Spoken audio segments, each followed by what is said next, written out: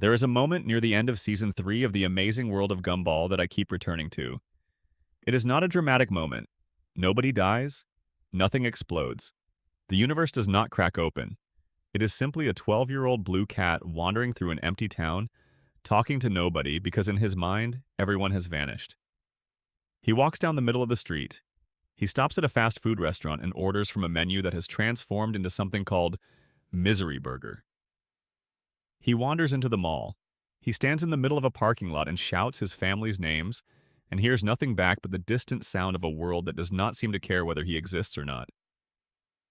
And then the darkness comes. A slow, heavy, spreading darkness that swallows buildings and roads and sky. It does not move fast. It just closes in from every direction at once, the way a low mood does, the way the feeling that nothing matters starts at the edges of your thoughts and then quietly fills everything. That episode is called The Downer. Ben Bockelay, the show's creator, has said that the original draft was deemed excessively dark and had to be substantially rewritten before it made it to air, which means somewhere in the process of making a cartoon about a blue cat for children, someone wrote a version of that episode that was even more honest about what that darkness feels like. That detail tells you everything you need to know about what this show really is. Good evening. Welcome to Watterson Lore. Get comfortable wherever you are. If you are lying down, let your body settle. If you are sitting in the dark with something warm nearby, even better. Tonight, we are going to spend a long time together talking about loneliness in the amazing world of Elmore. Not just the dark theories, not just the existential horror, though those things will be here too. Tonight, we are looking at something more specific and more personal than that.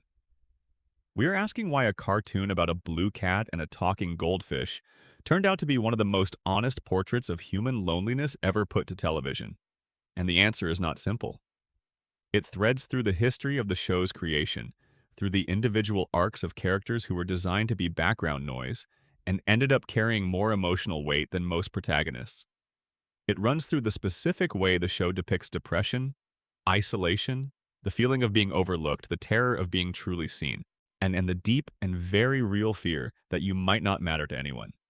The Amazing World of Gumball ran for 6 seasons between 2011 and 2019, producing 240 11-minute episodes. Created at Cartoon Network Development Studio Europe in London by the French-British animator Ben Bockelay, it won the International Emmy Kids Award and multiple British Academy Children's Awards. It was the first full-length animated series produced by that studio, which means, in some sense, everything it became was an accident. A first attempt that turned into something that people are still sitting with in the dark years after the last episode aired. The Wonderfully Weird World of Gumball premiered on Hulu in July 2025, continuing the story. But tonight we are focused on what the original run built. Now, the architecture of loneliness that Bockelay and his team constructed across those 6 seasons, often hiding it in plain sight behind some of the most inventive visual comedy ever animated for a children's audience. So pull the blankets up. Let everything slow down. Because what follows is not a countdown. It is not a ranking. It is a long conversation about the thing this show understood better than almost anything else, and that thing is what it feels like to be alone in a world full of people. Drop your comment below and let us know where in the world you are watching from, and what time it is where you are. Every single comment gets read. Every single one. And if this is your first time here on Watterson Lore, hit subscribe. It means more than you know. Section 1. A world built from the things nobody wanted. Before we talk about the show itself, we need to talk about where it came from. Because the origin story of the Amazing World of Gumball is not just interesting background information. It is the emotional blueprint for everything the show ever said about loneliness and belonging. Ben Bockelay was born in Paris in 1980 and grew up shaped by both French and British sensibilities, eventually training as an animator and working in commercial animation at Studio AKA in London. In commercial animation, you create characters for advertising pitches. You sketch them out, you give them personalities and proportions, and the small details that make a face feel like a face rather than a collection of shapes. That you build them a whole little world on paper, and then you go into a room and you try to sell that world to people who may or may not see any value in what you made. This is a particular kind of creative labor. It requires you to invest genuinely in things you know, going in, might be rejected.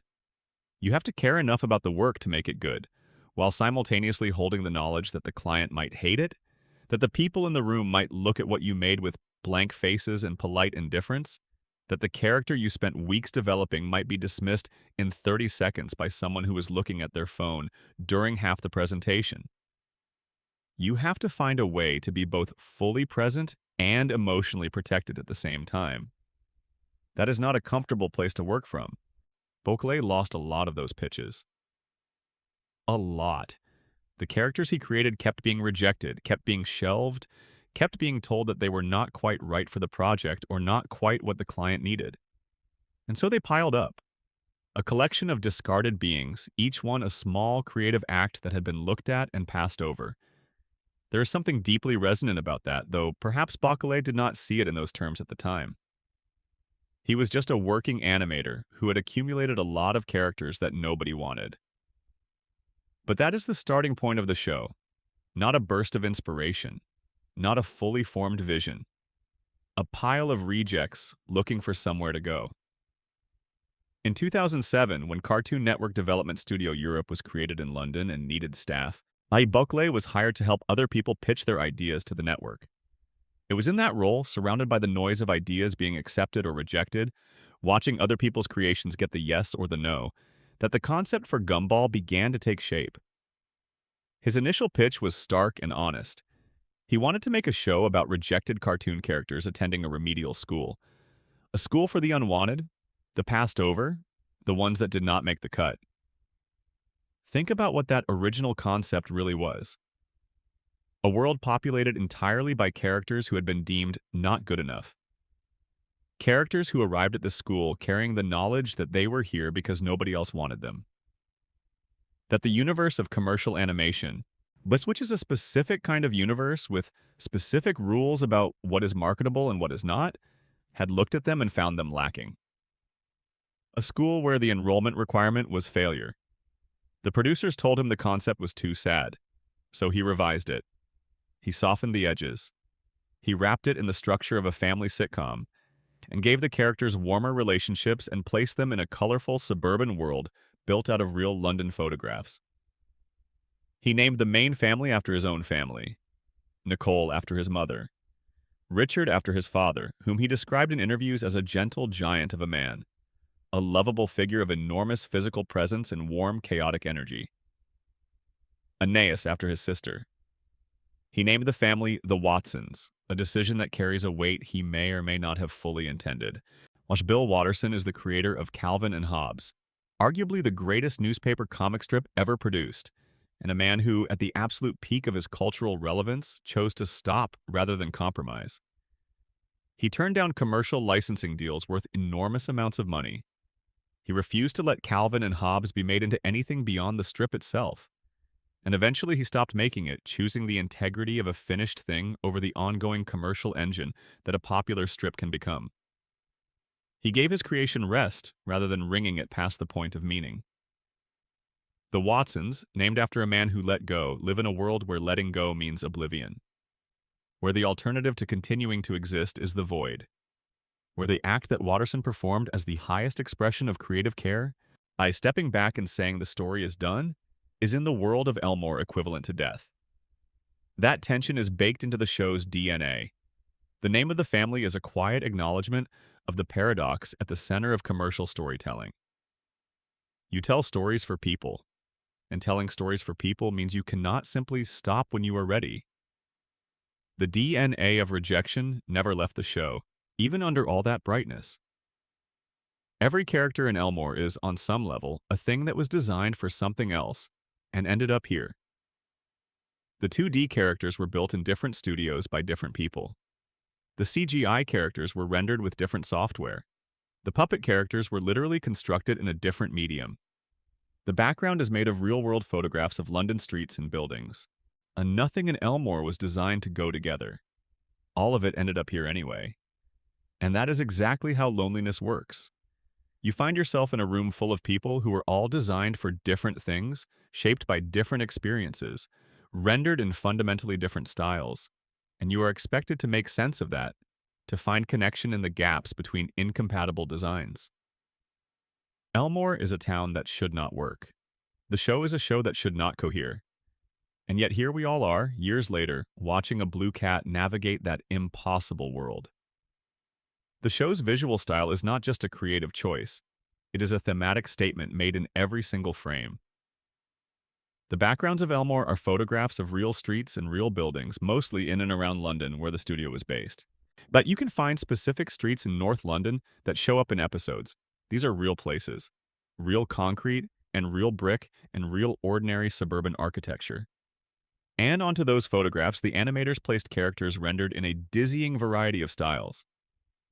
Gumball and his family are traditionally drawn in the style of a mid-budget Western animated series, flat and expressive. Tina the T-Rex is fully three-dimensional, CGI, with the weight and solidity of a real physical presence. The Robinsons, Gumball's grumpy neighbors, have the stiff, rubbery quality of stop-motion puppets, something about them that suggests physical manufacture rather than drawing. The 8-bit spider called Ocho looks like he escaped from an arcade machine that was manufactured before most of his classmates were born. Ah Sussy is a real human chin, filmed upside down with googly eyes attached, the single most genuinely uncanny entity in a show full of strange things. When all of these characters interact, they create a kind of controlled chaos that is visually funny on the surface and deeply philosophically loaded underneath. Because in Elmore, you are constantly surrounded by beings who exist in a completely different register of reality than you do. Tina is three-dimensional in a two-dimensional world. The Robinsons look tactile and physical, while Gumball and Darwin look flat. Ocho belongs to a completely different era of visual technology. Nobody looks like they belong in the same story, and yet they all share the same town, the same school, the same strange, arbitrary rules of existence. So the visual hierarchy of the show even maps onto its social hierarchy. Characters who are closest to the Wattersons, emotionally and narratively, tend to be rendered in styles closer to the main characters. Characters who are peripheral, who exist on the edges of the central story, are rendered in stranger and more different styles. Proximity to the protagonist determines how smooth and coherent your visual presentation is. The further you are from the center of the narrative, the less consistent your existence becomes. This is not an accident. It is the show encoding its own understanding of how attention works in the world. The people at the center of a room look a certain way, the people at the edges look different. That is loneliness given a visual form, not the loneliness of having nobody around you. The loneliness of being surrounded by people who seem to operate on fundamentally different terms than you do, who process the world through different shapes of experience, who look out at the same street and see something you cannot quite access, who are rendered in a visual language that does not match yours. Bacalé said in interviews with Squiggly Animation magazine that he wanted children to believe they could visit Elmore on holiday. He wanted it to feel real, wanted kids to think the place actually existed somewhere out there. And in the deepest sense, it is real, not because the photographs of London streets make it tangible, but because the feeling of being the only one who was not quite designed for the world you ended up in is one of the most universally human feelings there is. Every child who has ever felt like the wrong shape for the room they were standing in, every person who has sat in a crowd and felt completely alone, every soul who has looked around at other people apparently navigating existence with an ease that feels alien and thought, I do not understand how you do that, will find something in the jagged visual logic of Elmore that resonates at a frequency that bypasses the brain and goes straight somewhere else. That frequency was there from the very beginning, built into the foundation of the show by a man who knew what it felt like to have his creations deemed not quite good enough. He gave his rejected characters a home, and then, quietly, across 6 seasons and 240 episodes, he let that home become a meditation on what it means to belong somewhere when you were never quite designed to belong anywhere. The show's early episodes are fast and funny and often pretty straightforward in their comedy. Gumball and Darwin rent a DVD they break and have to return. Richard accidentally shrinks all of Gumball's clothes and leaves him wearing a wedding dress. Miss Simeon assigns homework that causes increasingly ridiculous escalations. These are good episodes. They do what they are supposed to do, but they are also the show finding its footing, figuring out what kind of thing it is. The darkness develops gradually, like how your eyes adjust when you walk into a dim room. For a while, everything is just dark. And then shapes begin to emerge. And then you start to see not just the outlines, but the details. What looked like a wall has windows. What looked like empty space has people in it. You are watching something brightly colored and absurd and laughing. And then at some point you look closer and realize the show has been quietly building something enormous underneath the jokes. A whole architecture of feeling, a complete and genuine account of what it means to be alone. The show won the International Emmy Kids Award. It won multiple British Academy Children's Awards. It ran for 8 years and produced spin-off series and a revival that premiered in 2025. By any commercial measure, it was a success. But that is not why we are here, talking about it at whatever hour this finds you. We are here because the show did something rare. It looked at loneliness honestly. Not as a problem to be solved in 11 minutes, and not as a lesson to be tidily wrapped up with a moral, but as a condition of existence. A thing that different people carry in different ways, that shapes different characters into different versions of the same essential shape. The person who is seen but not noticed. The person carrying everything alone. The person whose fullest self has never been shown to anyone. The person who has been waiting to be heard for so long that they have stopped being sure they have anything left to say. Let us start building that architecture together, starting, as we always must in Elmore, with the character who makes everything else legible. Section 2. Rob and the Geometry of Being Forgotten. If you want to understand how the Amazing World of Gumball thinks about loneliness, you start with Rob. Not because Rob is the most sympathetic character, or even the most interesting one, but because his story is the most explicit, the most legible, the show's clearest statement of what it believes about being overlooked. In the first 2 seasons of the show, Rob is a background character, a tall, thin blue cyclops who appears in crowd scenes at Elmore Junior High. He has no storyline. He has no family that we know development. He has no family that we know of. When the camera pans across the school hallway, he is one of the bodies filling the space. When Gumball gets into trouble in class, Rob is one of the faces in the background looking vaguely interested. The show is not subtle about what this means. In the episode The Void, when Gumball, Darwin, and their school counselor, Mr. Small, discover a dimension where the universe sends everything it considers a mistake, Rob is already there. He has been there. And he watches Gumball and Darwin as they search for their classmate Molly, who was sent to the Void for being too boring, too forgettable to justify her continued existence in Elmore. Rob tries to get their attention. He stands near them. He reaches toward them. They do not see him. They rescue Molly and escape on the school counselor's van, and Rob grabs onto the back at the last second. He does not make it clean. The Void tries to pull him back. It tears at him, distorts him, warps the clean lines of his existence into something polygonal and glitchy. By the time he makes it back to the real world, his body is covered in patches of television static. His head has been warped into the shape of a cracked screen. He is visibly made of the stuff of oblivion. He hides in the Watterson family's basement for months with amnesia. But when Gumball and Darwin finally find him in the episode called The Nobody, he tells them exactly what he is. A nobody. Someone with no identity, no family, no place in the world. And that is not self-pity. That is a factual description. He was declared a mistake by reality itself. He was sent to a dimension of erasure and spent months living in a basement because he had no memory of who he was and nowhere else to go. Gumball and Darwin try to help him in the way that Gumball and Darwin tend to try to help people, which is to say thoughtlessly and a little recklessly. They point out that all the positive roles in Elmore are already taken. Hero, sidekick, love interest, class clown, all filled. The only vacancy is for a villain. And Rob, desperate for any identity at all, takes it. And he becomes their archenemy, not because he wants to cause harm, but because the alternative is continuing to be nobody. And that is the one thing he cannot survive. Here is what makes Rob's story so persistently unsettling. He is not wrong about any of this. He is absolutely correct that in Gumball's story, he was designed to be insignificant. He is correct that the world revolves around Gumball, and that other characters exist primarily in relation to that central gravity. He is correct that being overlooked is a form of erasure, that being forgotten is a kind of death. That identity is something you have to claim rather than something that is simply given to you. That his arc from seasons 3 through 6 is the show thinking out loud about what happens when someone who is systemically ignored finally decides that they will not accept that invisibility anymore. He becomes a villain because villainy, at minimum, guarantees you will be noticed.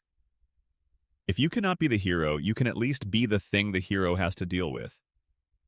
You can insert yourself into the center of the story by being its obstacle. And the tragedy of it is that Gumball is not cruel to Rob. He is not even deliberately indifferent. He just does not think about Rob, which is its own kind of cruelty. The quiet cruelty of treating someone as though they do not need to be considered. The show is careful to make this distinction. Rob does not suffer because Gumball is mean. He suffers because Gumball is oblivious, and obliviousness, when it is directed at someone who already believes they do not matter, lands exactly like deliberate dismissal. The episode The Disaster, which is one of the most ambitious and emotionally dense things the show ever produced, is structured as Rob finally confronting Gumball with everything that has been building since the Void.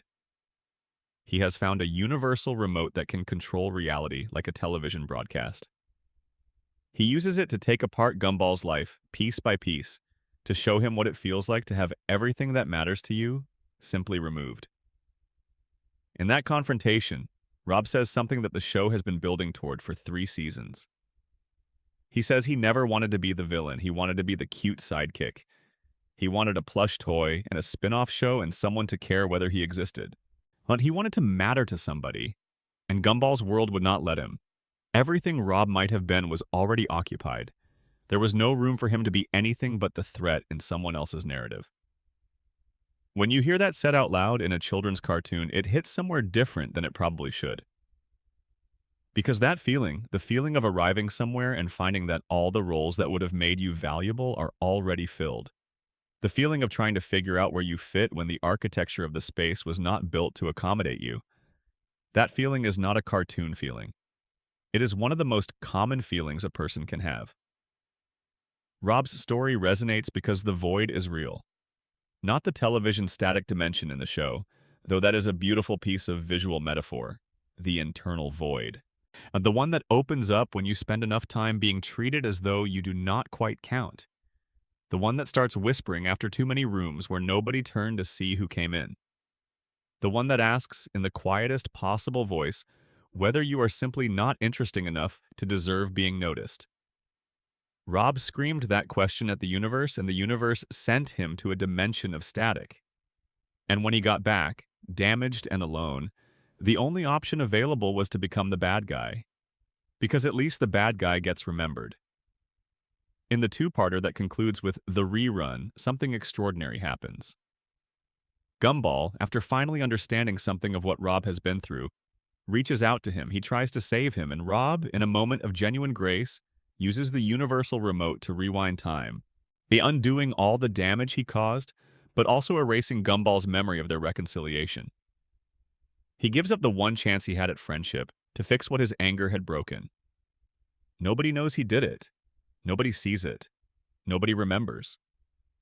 Rob sacrifices the most important moment of his existence for people who will never know what he gave up. And then the clock resets, and he is the villain again. If you want to talk about loneliness, you talk about that. The specific loneliness of doing something that matters and having nobody witness it. The loneliness of a kindness that disappears because the person you were kind to has already forgotten. Rob is the show's most explicit portrait of the person who keeps trying to connect and keeps finding that the world has already moved on without them. By season 6, Rob has evolved into something even more poignant. He has figured out that the void is not just a dimension for discarded mistakes. It is what happens when the show ends, when people stop watching, when the audience turns away. And knowing this, knowing that oblivion is coming and that nobody will listen to his warnings, he spends the final episodes of the original series trying to save everyone who ever ignored him. He poses as a school superintendent. He infiltrates the institution. He tries to turn every cartoon character into a live-action human being so they can escape into the real world before Elmore is erased. He does all of this completely alone, operating in secret, because his reputation as the villain means that no one will believe him if he tells the truth. The boy who cried oblivion. And the prophet nobody listens to because the role they assigned him means his warnings cannot be taken seriously. The episode, The Inquisition, ends with Rob falling into the void as it begins consuming Elmore. He is the first to go, the character who spent the entire series trying to warn everyone, trying to save everyone, falls into oblivion while the people he was trying to save stand around confused. And then the screen cuts to static. That is how the original run of The Amazing World of Gumball ended, with the most lonely character the show ever created disappearing into nothing, alone.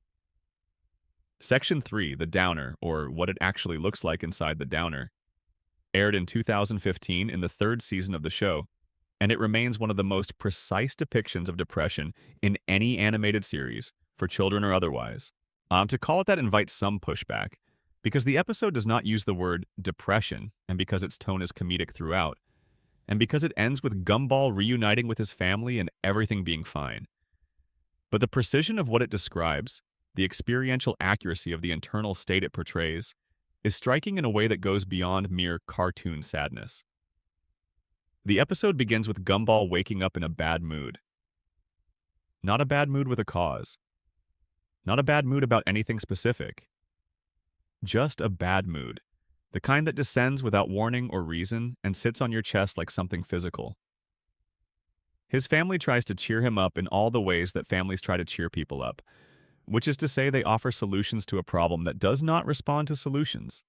Ta vamos fang. They make noise around a silence that needs to be respected. They bring snacks and energy to a space that requires stillness and quiet. Gumball snaps. He shouts at his family to go away and leave him alone. And they do. Or rather, in his perception, they disappear entirely. He walks through the house and they are not there. He walks through the street and the whole of Elmore is empty. No cars, no people. The mall abandoned. The familiar landscape of his world made strange and hollow by the absence of everyone who should be in it. The show's creator, Ben Bocquelet, confirmed in interviews at the time that an earlier version of this episode was deemed excessively dark. The version that aired is already pretty honest, but knowing there was a darker version underneath makes you look at what is there differently. The empty town. The spreading darkness that begins at the edges and moves inward. The way Gumball sits down at one point and simply stares at nothing. The reveal at the end of the episode, delivered in a quick flashback, is that Gumball's family never actually disappeared. They were around him the whole time. He just could not see them. He could not feel their presence because whatever was happening inside him had severed the connections between himself and the world around him. The emptiness was not real, but it was also completely real. It was real the way depression is real, not as an external event, but as an internal weather system that makes the world go gray. The show does not name this. It does not need to. Gumball is 12. He woke up feeling terrible for no reason he can articulate, and his response was to wish everyone away, and then to find that his wish apparently came true, and then to spend the day alone in a world that reflected his interior state back at him in every direction. The darkening of the world as Gumball's mood darkens is the episode's most effective visual choice. The joyful burger restaurant becomes Misery Burger. Billboards advertising products become billboards advertising despair. The sky develops a quality of light that feels wrong in the specific way overcast winter days feel wrong, pressing down rather than simply covering. And then the shadows start moving. That movement is the part that has stuck with people. The shadows are not menacing in the conventional horror sense. They are not making specific threats. They are just closing in from everywhere, slow and patient. And the way the feeling that nothing matters actually closes in when it comes. Not with fangs, with weight, with the quiet removal of everything that used to make the room feel like it was yours. Gumball runs from the darkness. He runs back to his house. He tries to remember something his father told him earlier in the episode, something practical and warm that he dismissed at the time. And in remembering it, in finding that small thread of connection, even in the middle of the emptiness, the darkness begins to recede. Darwin appears. The world comes back. His family was there all along. What the episode understands, what makes it remarkable, is that The return of connection is not a solution to the bad mood. It is not a cure. Gumball is not fixed at the end of the episode. He is simply no longer alone with it. The darkness pulls back, not because the feeling went away, but because someone else was there in the room when the darkness arrived. That is not a cartoon resolution. That is one of the truest things that can be said about the relationship between loneliness and the states of mind that loneliness amplifies. There is also something quietly devastating about the way the episode is framed as Gumball's problem. His family is confused, and then frustrated, and then concerned, and then relieved. They experience the whole arc from the outside, never knowing what was happening on the inside. They do not know that he spent the day wandering through an empty world watching the darkness close in. They just know he was in a bad mood, and then he was okay. And Nicole's final choice, when Anais asks if they should tell Gumball the truth about his hallucination, is to save him the embarrassment. That choice is loving and a little sad, and it means Gumball never knows that his family was there all along. He experienced the day as a profound and isolating aloneness, and everyone around him experienced it as a slightly dramatic Tuesday. And those two versions of the same day exist permanently side by side without ever quite touching. That gap between the interior experience and the exterior appearance of a bad day is one of the things loneliness is actually made of. The episode also functions, if you watch it from a particular angle, as an account of what it is like to be around someone who is going through something like this. The family's responses are not wrong. They try. Richard tries to be helpful in his own way. Darwin is attentive. Nicole is concerned. But none of them can reach Gumball where he is, because where he is cannot be reached by the methods they have available. And eventually the distance becomes so great that he might as well be in a different dimension from the people standing in the same room with him. The original draft of The Downer was deemed too dark. The version that aired has a comedy song in the middle of it where Gumball argues with the darkness and makes jokes about the bleakness of his mood. The underlying architecture was rewritten into something more bearable. But the bones are still there if you know where to look. This was always an episode about a specific kind of aloneness, the kind that happens not when nobody is around, but when you cannot find the connection between yourself and the people who are. Section 4. Nicole and the loneliness of holding everything together. Nicole Watterson is the strongest character in Elmore. This is not a metaphor. She can outrun sound. She can generate what appear to be energy discharges with her fists. She defeats Gumball and Darwin's giant classmate Hector while barely breaking a sweat. She is the physical anchor of the Watterson family, the person whose capability keeps everything from falling apart. She is also, if you pay close attention to what the show reveals about her history, one of the loneliest characters in it. The episode The Choices from Season 5 is widely considered one of the greatest episodes the show produced. It received a rating of 9.8 out of 10 on IMDb, which for an 11-minute children's cartoon is an extraordinary response. The episode follows Nicole during a chaotic family dinner as she slips into a reverie about her own history, playing out the alternate timelines she could have occupied if she had made different choices at the key moments of her life. What the episode reveals about her actual history is stark. Nicole grew up in a household defined by extreme pressure. Her mother, Mary Senecourt, chastised her for receiving a single, not-perfect grade on her report card while she was in middle school. When Nicole got the best possible marks in everything, including a notation indicating her gender, her mother told her that being a girl was not an excuse and gripped the report card until it crumpled in her hand. Her father, Daniel, had a violent temper that expressed itself in physical bursts of rage at inanimate objects. The episode shows Nicole running to a karate tournament, while her mother calls after her with what sounds like it will be an expression of love and turns out to be a reminder that second place is first place for losers. That is the emotional environment Nicole was raised in. A world where nothing she did was ever quite good enough. Where love was administered as a form of pressure rather than reassurance. Where the bar was always just a little higher than wherever she had managed to get to. When she met Richard, she saw something she had never encountered in her family of origin. Someone who was gentle with her, someone who did not push. Someone whose enormous, cheerful, often oblivious presence offered a kind of warmth that her parents, with all their expectations and their tempers and their rigid definitions of success, had never managed to provide. She chose Richard not despite his placidity, but because of it. He was the antidote to everything she had survived. He would never make her feel like she was not enough. The cost of that choice, which the show is honest about without being cruel to Richard, is that Nicole ended up carrying everything. Every bill, every crisis, every decision that kept the family functioning. Richard is loving and present and genuinely wonderful with the children in specific ways that Nicole sometimes cannot be, because she is too busy maintaining the infrastructure of their lives to simply sit and be in the room. But he cannot carry what she carries. He has never learned how. The episode The Choices ends with Nicole watching the full arc of her life. But from that chaotic household in her parents' home to the chaotic household she built with Richard and choosing it. Consciously, actively, in full knowledge of everything it costs her. She chooses the imperfect, exhausting, wonderful mess of her actual life over any of the smoother, more successful, lonelier paths she could have taken. And then she starts a food fight with her family. It is one of the most genuinely moving sequences in the entire run of the show. But the fact that it moves us should not distract from what it is admitting.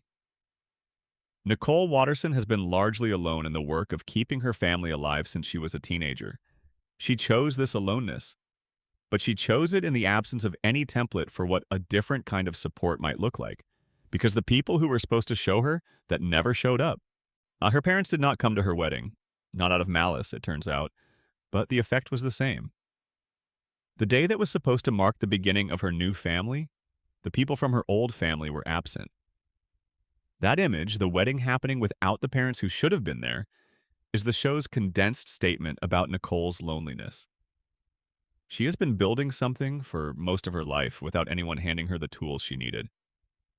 She figured it out as she went, making mistakes that echo her parents' mistakes in ways like she can see but sometimes cannot stop.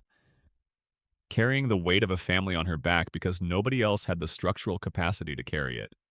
There's an episode in Season 3 called The Painting, where the school attempts to stage an intervention for Nicole based on a family portrait Anais drew that revealed Nicole to be deeply stressed. The school's solution is to encourage Nicole to relax, to take some time for herself, to simply switch off the pressure for a moment. Nicole's attempt to relax is one of the funniest sequences in the show's history and also one of the saddest things in it. She literally cannot do it. Her nervous system has been calibrated since childhood for crisis management. The absence of a problem to solve registers as a problem in itself. She does not know how to exist without something to hold together, because for as long as she can remember, the things around her have needed holding. Rest is not a mode she can access. Calm is a foreign territory without a map. The show plays this as comedy. Nicole needs stress to function, haha.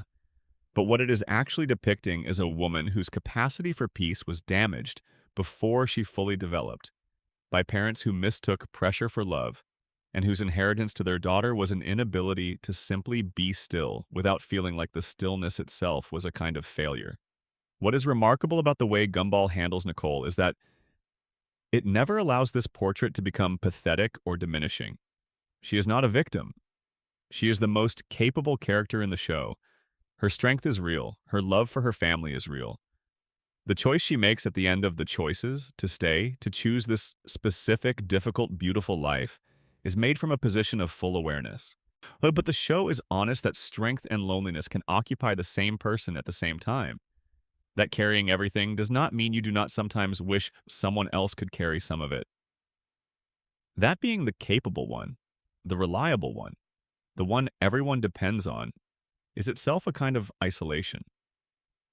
Nicole Watterson is the person in every family and every workplace who became competent because nobody else stepped up, who kept going because stopping was not an option, who processes everything through the only mechanism her childhood gave her, which is forward motion and controlled fury. And she does it alone. Not because she wants to, because that is what the architecture of her life left her with. Section 5, The Others. When your story is happening off-screen. In the 4th season, there is an episode called The Others. It begins with a small revelation. Gumball realizes that he has been attending Elmore Junior High for the entirety of the show, without knowing that his 4-year-old sister Anais is in a grade above him. He has spent all this time believing that his class is the only class, that the people in Miss Simeon's room are the entirety of the school's population, that the world of Elmore Junior High is bounded by the characters he knows. When Anais tells him there are other students, entire wings of the school he has never noticed, Gumball's response is literally disbelief. He has to physically and metaphorically open his mind to perceive them, and once he does, he finds them. Dozens of students and staff members he has never consciously registered, and all of them with their own lives and their own struggles and their own versions of what it means to exist in Elmore. The episode focuses on Clare Cooper, a gray-skinned girl with glittery green hair who is leaving Elmore because her father lost his job and the family cannot afford to stay. Clare is a pessimist. Not dramatically, not performatively, just genuinely, quietly convinced that her story is not the kind that gets happy endings. She moves through her last day in the only way she knows how, saying goodbye to the small collection of people who matter to her, accepting the weight of what she is leaving. Gumball and Darwin, being Gumball and Darwin, decide they need to fix this. They insert themselves into her narrative with the full force of their characteristic recklessness and manage, by means that involve a leprechaun's pot of gold and a T-Rex stopping a bus and several other impossible sequences. To give Claire the happy ending she was certain she was not going to get. The episode is genuinely funny. Claire's exasperation at Gumball's insistence on making her story about him is one of the comic engines driving the whole thing. But underneath the comedy is something that the show barely addresses explicitly, and that lands harder for that restraint. Claire did not need to be remarkable to have her story matter. She was not doing anything dramatic. She was just a kid in a difficult situation, saying goodbye to a school she was being forced to leave because of circumstances she had no control over. And the world of the show, the literal world that Gumball inhabits, had been filtering her out. She had been there the whole time, having her own version of events, and the narrative of the Amazing World of Gumball had simply not considered her worth including. The meta level of this is intentional and worth sitting with. The show is named after Gumball. The world is his world. Every episode centers on something happening to him or to someone in his immediate orbit. Characters like Claire, who exist outside that orbit, have lives that are genuinely happening, but that the show's cameras never point at. They are there. They matter.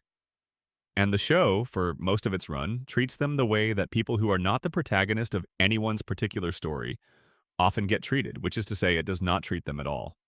The moment when Gumball opens his mind and suddenly perceives dozens of people he has never noticed before is played as a joke about his self-centeredness.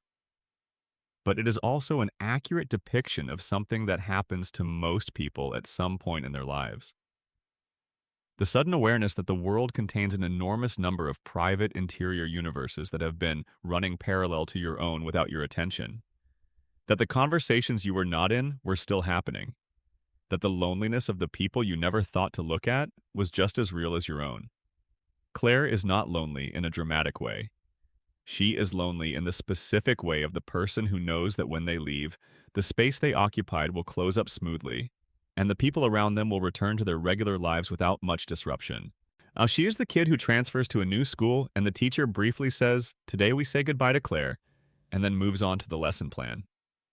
She is loved by the small group who knows her, and invisible to everyone else. The show uses her to ask a question it rarely asks directly. Whose stories have we been missing? And more uncomfortably, whose stories have we been missing because they were not interesting enough to point the cameras at?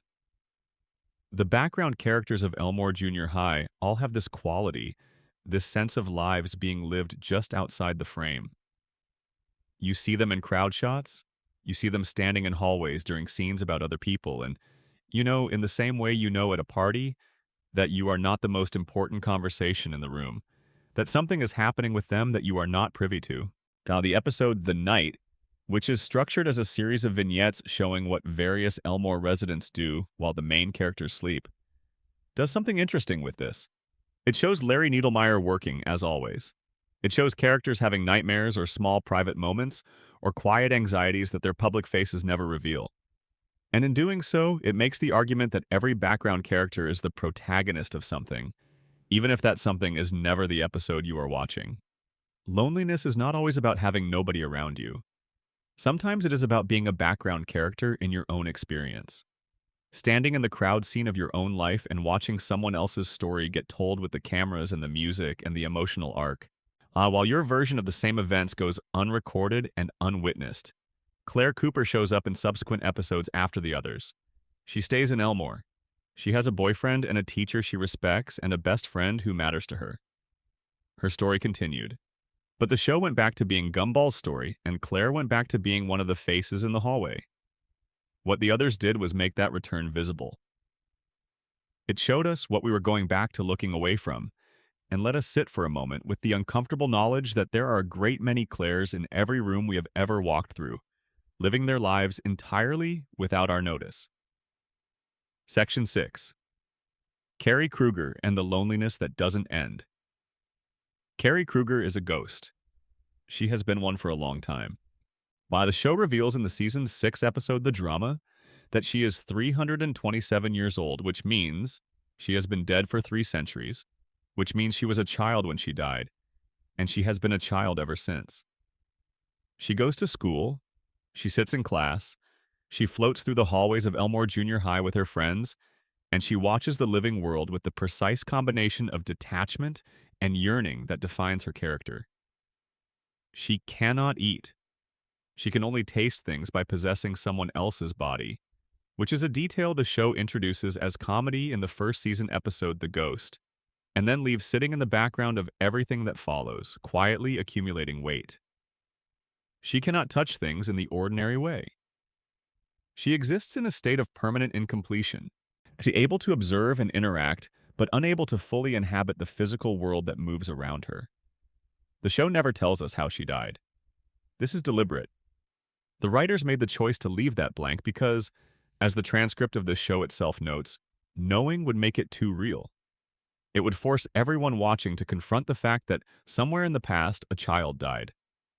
And the comedy does not have space for that confrontation. So the show leaves it unaddressed, and the blankness is itself a form of information. You are left to sit with the knowledge that something happened to Carrie at some point in her childhood, something terminal, and then the universe did not give her peace.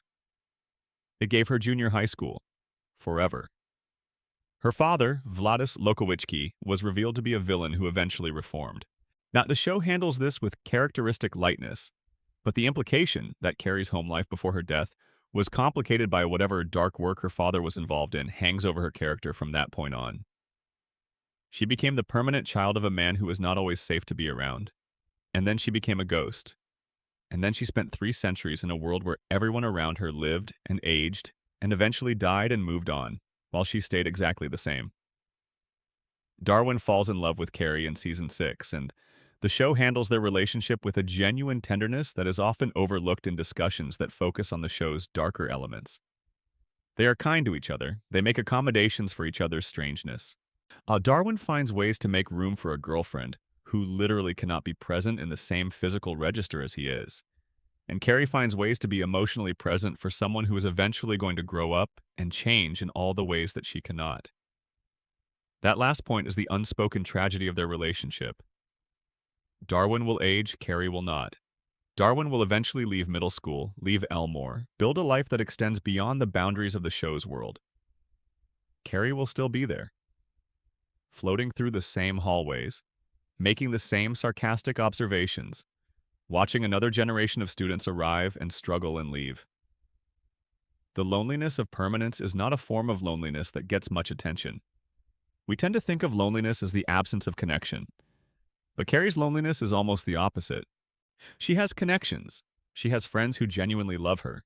She has a boyfriend who treats her with real care. She has a father she reconciled with.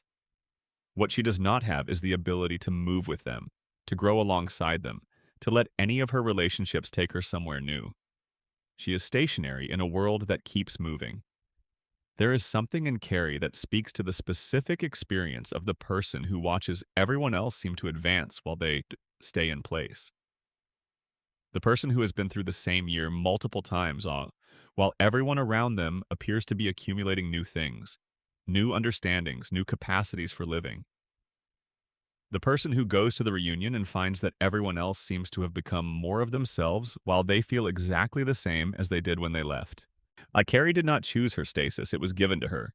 But the effect is the same. 300 years of watching the world age around you, of being exactly 12 years old while the centuries accumulate, is a form of loneliness that does not have a name, but that the show depicts with enough specificity to be recognizable. There is a moment in Darwin's yearbook, a spin-off episode focused on Carrie, where the show reveals that she cannot appear in photographs. She is a ghost. The camera does not register her presence. She has to possess someone else's body to exist in a photograph at all. She has to be inside another person to be visible. Let that sit for a moment. 300 years of being the person who is not in the picture. Of standing in groups where the camera goes off and knowing that when the image comes back, thus the space where you were standing will be empty. Of not having proof in the conventional sense that you were ever there. Carrie carries this with a kind of weary grace. The show does not ask you to feel terrible about her situation. It asks you to laugh at it and find it slightly surreal and occasionally touching. But the loneliness of her position is structural. It cannot be fixed by Darwin loving her. It cannot be resolved by finding her father. She is permanently outside the full experience of being alive, and the world keeps going and she keeps watching. And occasionally someone is kind enough to let her borrow their body so she can taste a sandwich. Section 7. The Shell and the Terror of Being Known.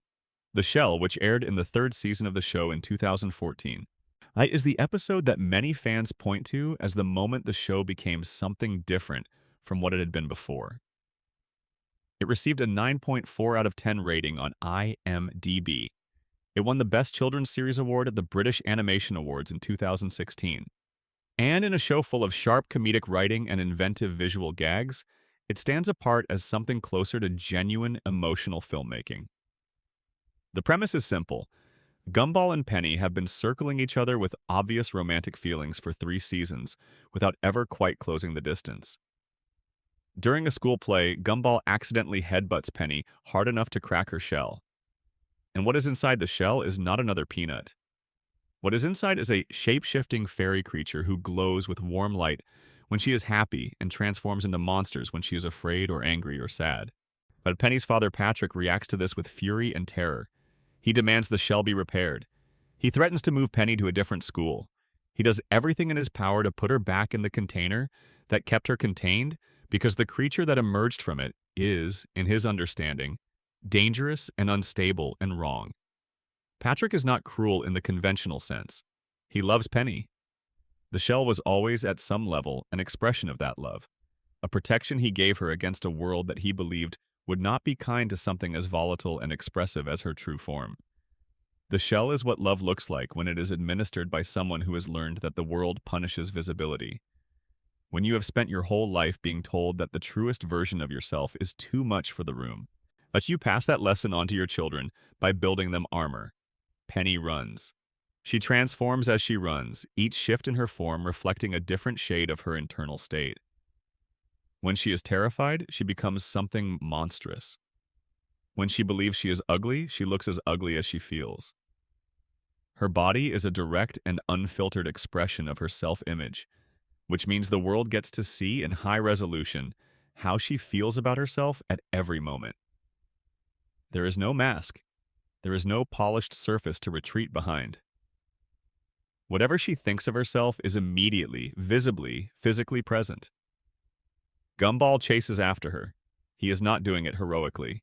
He trips. He crashes into things. He handles the physical comedy of the pursuit with his characteristic lack of grace. But he keeps going, and when he catches up to her, and when he is standing in front of whatever terrible form her self-loathing has produced, his response is not reassurance. It is not, "You are not as bad as you think." It is simpler and more absolute than that. He tells her that he likes her, without condition, without qualification, without the implicit suggestion that she would be better if she could just manage to look a little less like what she actually feels. The kiss that follows is the most emotionally articulate thing the show had done up to that point. Not because of the romance, though the romance is genuinely sweet, but because of what it represents. Someone seeing the exact, unfiltered, unpolished, sometimes frightening truth of another person and choosing to stay. Choosing to move toward rather than away. But Penny transforms back to her most radiant form, not because the fear went away, but because she was seen and the seeing did not cause the rejection she had been certain was coming. The show never fully addresses why Penny was so certain that being seen would cause rejection. But the 3 seasons of her wearing a shell to school, of keeping herself contained, of approaching Gumball from behind the armor of an ordinary peanut exterior suggest an answer. She had been carrying the message that her true form was too much, that the volatile, emotional reality underneath the shell was something to be managed and hidden rather than expressed and shared. That intimacy, real intimacy, was a risk too great to take. The Fitzgerald family has been wearing shells for generations. Penny's mother wears one. Her father wears one. And her grandmother and her extended family all wear them. The shell is not a personal quirk. It is an inheritance. A tradition handed down through a lineage of people who believe, for whatever combination of reasons, that showing the world who they really were would result in damage. Penny is the first member of her family to break that inheritance. The show's revival series explores this further in the episode The Amadane, where Granny Fitzgerald reveals the full history of why the shells exist, and where the show reaches a kind of resolution on the theme that has been running since the shell aired. But even without that resolution, what the shell does in isolation is powerful enough. It says that the most terrifying thing about loneliness is not being alone. But the most terrifying thing about loneliness is the moment before you let someone in. The moment when you are standing there in your fullest and most honest form, which is also your most vulnerable form, and you do not yet know whether the person across from you is going to stay or run. Penny has spent 3 seasons in that moment. So has Gumball, in his own way, circling the same terrifying edge of genuine disclosure. And when they finally arrive there together, the show does not simplify what happens next. Penny still transforms. The fear is still real. The self-doubt does not evaporate. But Gumball stays, and the staying is the thing. There is a quality of recognition in this episode that makes it linger. Because most people know what it is like to be in the shell, to present a carefully managed version of yourself to the world, while the actual, unpolished, emotionally reactive real version waits inside. To believe that showing the real thing would cause damage that you cannot come back from. To have gotten so used to the weight of the armor that you are no longer sure who you are without it. Penny's story is the specific loneliness of the person who has been told, in 100 different ways by 100 different sources, that the authentic version of them is something to be apologized for. And the resolution of her story is not that she stops being afraid. It is that she finds one person who can hold the truth of her without flinching. And that turns out to be enough. Section 8. Darwin and the loneliness of being made. Darwin Watterson came into the world as a goldfish. An ordinary, non-sentient goldfish swimming in a bowl. One of a series of replacement goldfish, actually, because the earlier ones kept dying in the way that goldfish do. He was flushed down the toilet one afternoon when Nicole and Richard were startled by the sudden sound of a small, fishy voice, swept through the sewers, carried through a hostile and enormous world that was not designed for a fish, and made his way back to the Watterson house on legs. He grew somewhere in the middle of the journey. The show's explanation for this evolutionary impossibility is the power of love. Gumball loved Darwin so completely, refused so thoroughly to accept his loss, that Darwin evolved to match that love. He grew legs. He grew the capacity to breathe air. He developed language and emotion and a moral framework and an absolute devotion to the family that had, accidentally, made him necessary to their story.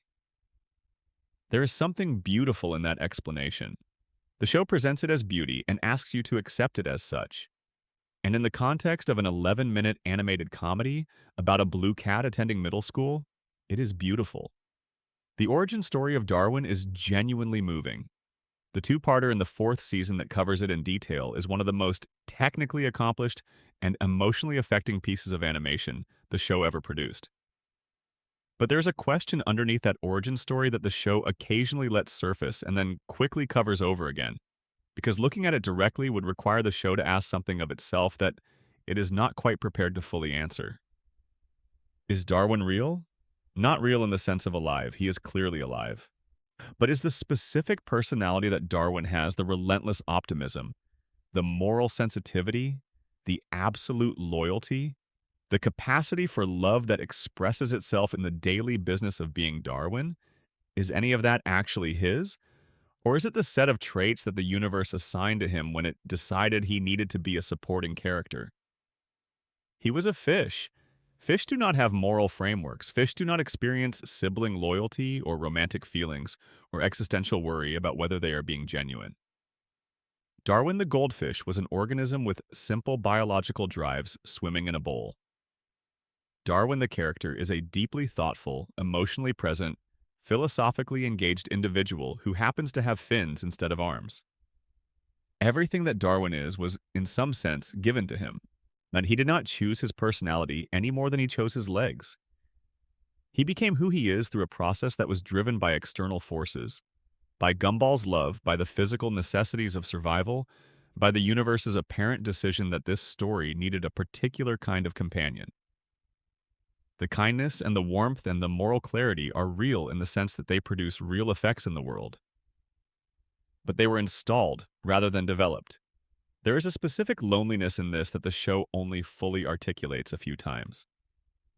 In the episode The Puppets, a crossover with the British series Don't Hug Me, I'm Scared, Darwin is the character who gets taken over by a puppet. The puppet tells him that he is not really alive, that he is just a character. And Darwin's response is not philosophical curiosity. It is terror. A primal terror. He knows something. On some level, in the same way that Rob knows what he knows about Elmore, Darwin has a sense of the contingency of his own existence. The way it was assembled rather than grown. The way his personality was given to him for specific narrative purposes. The terror that arises when that knowledge is made explicit is not the terror of someone hearing an interesting idea. It is the terror of someone having their deepest, least examined fear spoken aloud. The loneliness of Darwin is the loneliness of the person who is not sure whether who they are is really who they are. Whether the characteristics they present to the world emerged from genuine experience or were shaped from the outside by forces they did not control. But whether the love they feel is authentically theirs or a function of the role they were assigned. Most people do not have their identities assembled in a sewer. But most people have had some version of the experience of wondering whether who they have become is actually who they are. Whether the personality they wear was constructed to be useful to someone else's story. Whether the version of themselves that shows up in the world every day was shaped more by what other people needed from them than by what was genuinely and originally their own. Darwin almost never has a bad day. He is almost always patient, almost always warm, almost always capable of seeing the best in the situation. And the show's occasional acknowledgement that this positivity might be a function of design rather than genuine experience is one of its most quietly unsettling ideas. Because if Darwin's goodness is not entirely his own, it is no less good. It produces the same warmth, the same kindness, the same care. But it belongs to him differently. And somewhere underneath all that warmth is a fish who swam through a sewer and came out the other side as someone else, someone useful to the story, and has been performing that someone ever since. Section 9. Anais, gifted and alone at the back of every room. Anais Watterson is 4 years old. She is also 1 grade above her 12-year-old brothers. She speaks multiple languages. She has demonstrated mathematical aptitude that exceeds anything the show's adults are capable of. And she is the smartest character in her own family by a significant margin, and one of the most intellectually formidable characters in the show overall. She is also, if you watch closely, profoundly lonely. The specific loneliness of the gifted child is a loneliness that does not get named very often in either fiction or conversation. It is not the loneliness of rejection, exactly. Anais is not shunned or bullied in the conventional sense. It is the loneliness of operating on a different frequency than everyone around you, of trying to connect and finding that the connection keeps breaking down at the point where your natural vocabulary diverges from everyone else's. She is 4 years old, surrounded by children who are 8 or 9 or 10 years older. She can match them intellectually. She can run rings around them analytically. And what she cannot do is navigate the social landscape of junior high with any of the ease that comes from simply having been alive for the right number of years. She does not share their frame of reference, their cultural touchstones, their sense of what is funny or embarrassing or important. She is trying to make friends with people who are, in all the ways that are not measurable by grades, years ahead of her. The episode The Friend from Season 2 puts this explicitly. Anais tries to make friends with other children and drives them away with a combination of intensity and social misstep. She ends up with an imaginary friend, a violent and unstable one, but still an imaginary one because the real ones did not work out. The show plays this largely as comedy. But the comedy is built on the foundation of a 4-year-old girl who needed a friend badly enough to invent one. There is also the question of Anais's relationship to knowledge itself. She is the character in the show most likely to notice when the logic of a situation breaks down. Most likely to raise the question that everyone else is avoiding. Most likely to connect dots that other characters would prefer to leave unconnected. In the episode The Oracle, after Banana Barbara's prophetic painting comes true with uncanny precision, it is Anais who asks the question that crystallizes the episode's philosophical stakes. Would any of this have happened if we hadn't seen the painting? She is 4 years old and she is asking about determinism, about whether seeing a future event causes it to happen or merely predicts it, about whether knowledge itself changes the thing it is knowledge of. This is not a question the show answers. It is a question the show lets hang in the air while Gumball makes a joke and Darwin looks confused and Nicole starts cleaning something. But Anais is still asking it. Because for Anais, understanding is not just an intellectual hobby. It is the primary way she makes sense of being alive in a world that she did not choose and that does not always make sense. Understanding is her shelter. Her attempt to build something stable in an environment that is, by any reasonable measure, deeply unstable. And the specific loneliness of that is the loneliness of the person whose primary coping mechanism is thinking. The person who responds to anxiety by trying to understand it better, who responds to loss by analyzing what caused it, who responds to the feeling of not fitting by studying the architecture of the space they are failing to fit into. Thinking is the method, and it works, up to the point where the thing you are trying to think your way through is not the kind of thing that yields to thinking. Anais at 4 years old has already developed the habit of mind that will serve her well professionally and fail her interpersonally for decades if she is not careful. She is already the most analytical person in any room she walks into, which means she is already the person who cannot simply enjoy something without understanding it, who cannot simply be present without also being the observer of her own presence, who is always a little bit outside even the moments she is most inside. The fan communities around the show have occasionally noted that Anais, of all the characters, might be the one most at risk of being sent to the void. Not because she is boring, she is the opposite of boring, but because she is the one most likely to understand, if she ever looked directly at the mechanics of Elmore, exactly what Elmore is. And awareness, as Rob's arc demonstrates, is the most dangerous thing a character in this world can possess. There is something quietly heartbreaking about the image of a 4-year-old who is already carrying the weight of too much intelligence in a world that is not scaled to receive it, who is already asking questions that nobody around her is ready to engage with, who already knows that the people who are supposed to guide her are, in most practical senses, less equipped for the world than she is. Anais loves her family, completely and without reservation. The show makes that absolutely clear. But she loves them in the specific way of the person who has understood, earlier than most, that the people they love are not going to be able to give them everything they need. And that specific understanding requires a kind of self-sufficiency that, in a 4-year-old, looks like strength and is also a very particular kind of alone. Section 10. The signal. Connection is what keeps the lights on. Light on. There is an episode from Season 5 called The Signal. In it, Gumball and Darwin are having an ordinary day when reality begins to glitch. Their sentences get cut off.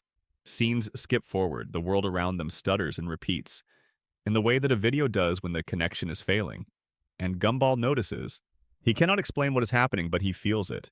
How the fabric of things is fraying at the edges.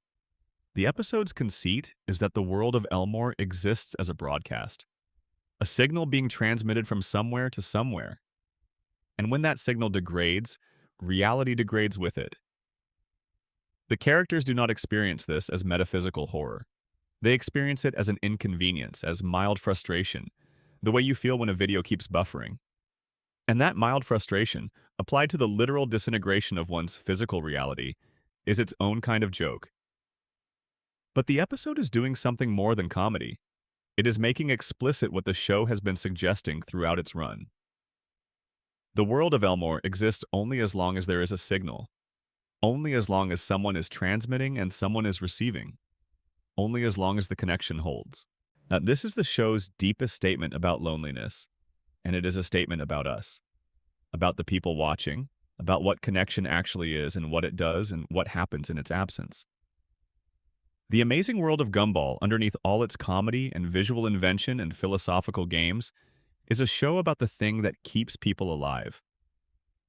Not in the biological sense, in the sense that matters more than biology. The thing that makes existence feel like existence rather than simply time passing. Connection, being seen, being known, having someone who turns when you come in and notices when you go. Rob got sent to the void because nobody noticed him. His existence was declared a mistake, and the universe erased him, and nobody even registered the absence. But his entire arc is a study in what happens to a person when the basic minimum of being noticed is consistently denied. He does not become evil exactly. He becomes someone who is so desperate for acknowledgement that he will accept any form of it, including the form that requires him to be the obstacle in someone else's story. Nicole has been doing the work of connection for her entire life, providing it to her family without ever quite receiving enough of it herself. She is the signal that keeps the Watterson house running, the constant broadcast of care and presence and capability that allows everyone else to function. And the loneliness underneath her competence is the loneliness of the transmitter, who rarely receives a signal back. Like Carrie has been sending signals for 3 centuries and having most of them pass through objects rather than land on them. She is literally a being whose presence is difficult to register without specific equipment. She shows up in photographs only when she is inside someone else's body. She is present in the room and absent from the record. Darwin's signal might be the most heartbreaking of all. He broadcasts warmth and loyalty and moral clarity at a constant frequency, and he does it from a position of fundamental uncertainty about whether those qualities are truly his to broadcast. And Penny was suppressing her signal entirely, keeping everything behind the shell, choosing invisibility over the risk of transmission. The show says, through all of these stories, that the absence of connection is not a minor inconvenience. It is the void. The literal, physical, consuming void that the show uses as its central metaphor. The thing that erases you is not malice. It is the simple withdrawal of attention, the signal going dark, the channel changing, the audience walking away. There is a pullback shot in the night, the episode that shows what Elmore looks like while everyone is asleep, where the camera rises until Elmore is just a small cluster of lights in an enormous darkness. And the image lingers long enough to ask the question it is not going to answer. How much darkness is out there past the edge of the light? That question is not about cartoons. It is about the specific terror of 2 in the morning when you cannot sleep and the silence is very loud. When the people who usually absorb some of that darkness with their presence are absent. When you are the only one awake in your corner of the world and the familiar things, the furniture and the walls and the ceiling, have stopped being comforting and started being merely present in the way inanimate things are present. Gumball makes sense at 2 in the morning. Not the daytime version of the show that you can put on as background noise while you do other things. The version you come to when you need something to sit with you in the dark. The version where the jokes are funny but also something else, where the characters are absurd but also real in the specific way that characters who are carrying actual human freight are real. The show understands loneliness because it was made by someone who understood rejection. Ben Bocquelet spent years creating characters that nobody wanted, building small worlds out of rejected ideas, pitching things to rooms that said no. And when he finally got to make his show, he filled it with those same rejected creatures. He gave them names from his own family. He built them a home. And then, in the specific way that art made by people who have felt something deeply does, the show began to articulate that feeling back to everyone who recognized it. Every person who has ever felt like the wrong shape for the room they were in will find something in Elmore.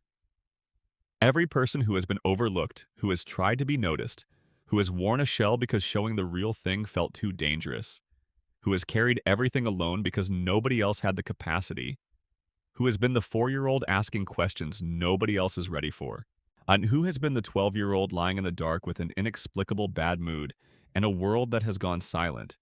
The show is for all of you. It always was. From the very beginning, built from rejected things for people who know what rejection feels like, wrapped in bright colors and comedy so that it could reach the people who needed it most without frightening them off. And here is the thing about connection that the signal understands but never quite says directly. It is reciprocal. It requires both a transmitter and a receiver. Rob had signal going out but nothing coming in. Carrie has been transmitting for 3 centuries into a world that struggles to receive her wavelength. Penny suppressed her transmission entirely until Gumball gave her a reason to try again. What keeps Elmore alive is not any one character's story. It is the relationship between the stories. The way Gumball's chaos intersects with Darwin's warmth, the way Nicole's competence is balanced against Richard's gentleness, the way Rob's awareness of what the world is actually doing illuminates something the other characters cannot see. It is the whole improbable, mismatched, visually incoherent, deeply human collection of them together. And what keeps the show alive, what has kept it alive through the years, since the original series ended with Rob falling into the static, what brought it back in 2025 with the wonderfully weird world of Gumball, is the same thing. The connection between the show and the people watching it. The signal going out and finding people who receive it at whatever late hour they happen to be awake, in whatever dark room they happen to be lying in. You are the signal that keeps Elmore existing. Your attention, your care, your willingness to lie in the dark at 2 in the morning and let a cartoon about a blue cat tell you true things about the experience of being alive. That is what the void cannot touch. That is what the static cannot consume. Not the characters themselves, because characters are just shapes and voices, but the feeling that passes between the characters and the people watching them. The recognition. That is me, that is exactly me, that is the thing I could not find the words for.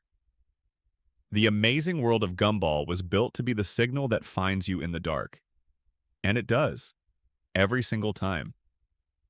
Because here is the thing about loneliness that the show has been building to for 6 seasons, through every character, every episode, every joke that lands harder than it should. Loneliness is not a permanent state. It is the gap between transmissions, the space between one connection and the next. And the gap can be enormous and frightening and full of darkness that closes in from every side. But it is still a gap. It still has an other side. Rob found his, even when nobody remembered what he sacrificed to get there. Nicole found hers, at a chaotic dinner table she chose on purpose. Darwin found his, at the end of a journey through a hostile world on legs he grew himself. Penny found hers, in a forest at night, when someone stayed instead of running, and Carrie. 300 years of watching others find theirs, and then finally, improbably, Darwin looking at her and staying, not despite what she is. Because of it, the show is telling you something, that it is telling you in comedy and visual experiments and existential horror wrapped in 11-minute episodes. It is telling you at 2 in the morning when your brain will not stop and the silence is too loud. It is telling you in the voice of a static-covered cyclops falling into the darkness with dignity while nobody watches. Keep going. The signal holds. Elmore is still there. If this video kept you company tonight, please hit subscribe. It takes 2 seconds and it means the world to this channel. Drop a comment with where you are watching from and what time it is where you are, because I genuinely want to know, and every single comment helps more than you can imagine. There is so much more to talk about in Elmore. The business of being Larry Needlemeyer, working 38 jobs for $7 an hour, keeping civilization running on no sleep because the alternative is ceasing to matter. The specific loneliness of Hector, the giant, who was told his whole life that his feelings were too big to be allowed. The Robinsons, whose grumpiness might be the only honest response to an insane world, and who represent the radical act of refusing to perform happiness on demand. We will get there. We have time. For now, let everything slow down. The show is still out there. Gumball and Darwin are still in Elmore, still getting into trouble, still making each other laugh, still doing the thing that keeps the void at bay, which is simply being present together in a world that does not always make sense. You found this video. That means the signal found you. Good night. Sleep well. This script was written for Watterson Lore. If you want to see more, subscribe at youtube.com/@WattersonLore. Expanded Coda. Larry, Richard, and the Loneliness Inside Obligation. There are two more characters in the show who carry forms of loneliness that deserve careful attention before we close, and they are almost never discussed in the same breath, though their situations are mirror images of each other. Larry Needlemeyer and Richard Watterson. The man who works every job and the man who works none. The linchpin of Elmore's economy and the man who would collapse that economy if he ever tried to contribute to it. Two people who are trapped by their functions in a world that decided, without asking them, what they were for. Larry Needlemeyer appears in almost every episode of the show. He is the cashier at the supermarket. He is the clerk at the video rental store. But he is the guy at the fast food restaurant, the gas station attendant, the mall Santa, the movie theater usher, the ice cream vendor, the pizza delivery manager. He holds, by his own count in the episode The Menu, 38 different jobs simultaneously. He earns $7 an hour. There is a joke in the episode The Night, delivered almost as a throwaway, that suggests Larry never sleeps. He cannot. There is always a shift starting somewhere. The show plays Larry as a comedic figure, a recurring background element, the face of every service interaction the Wattersons have. He is the one who has to deal with them when they are at their most chaotic, the one who absorbs the impact of their recklessness in all its commercial forms. He gets yelled at and underpaid and treated as furniture. But he is there every episode because everyone needs to be served by someone, and Larry is the someone. But there is an episode called The Pizza from Season 4 where Larry finally snaps. He quits. All 38 jobs, all at once. He has been disrespected one too many times. He is exhausted and underpaid and treated as though the service he provides is simply a feature of the landscape rather than the product of continuous human labor. So he stops. And society collapses. Not metaphorically, literally. Elmore descends into apocalyptic chaos within what feels like hours. Stores close. Services fail. The entire commercial infrastructure of the town falls apart because one person stopped working. The show makes explicit what it has been implying since Larry first appeared. But he is not one of 38 workers spread across the town's economy. He is the town's economy. He is the only one doing these jobs. And if he stops, there is nothing underneath the civilization of Elmore but raw chaos. This means several things that sit uncomfortably next to each other. It means Larry is indispensable. It means the world needs him. It means he cannot leave, cannot quit, cannot decide that enough is enough. Because the moment he does, everything falls apart. His exhaustion and his resentment and his entirely justified decision to stop being treated like furniture have consequences that extend far beyond him. He is trapped not by a lack of options, but by an excess of necessity. The world cannot function without him, which means the world will not permit him to rest. There is a fan theory, how consistent with the show's broader metaphysics, that Larry works all those jobs not primarily because he needs the money or because he enjoys the work, but because he has understood, on some level, the rules of Elmore. He has watched what happens to characters who are not essential to the functioning of the world. He has seen Molly disappear. He knows that uselessness is the most dangerous condition a character in Elmore can have. And so he has made himself so thoroughly useful, so comprehensively necessary, that the void cannot touch him. He is unforgettable not because he is interesting, but because nothing works without him. That is a particular form of loneliness. The loneliness of the person who has bought their own survival through endless service. Who is present at every interaction, but noticed in none of them. But who keeps the lights on in a world that does not know his name in any meaningful way? Who goes from shift to shift, from the gas station to the video store to the supermarket to the pizza place without ever being anything more than the function he is performing?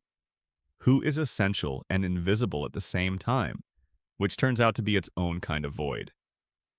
Richard Watterson is Larry's opposite number. Where Larry works 38 jobs, Richard works none.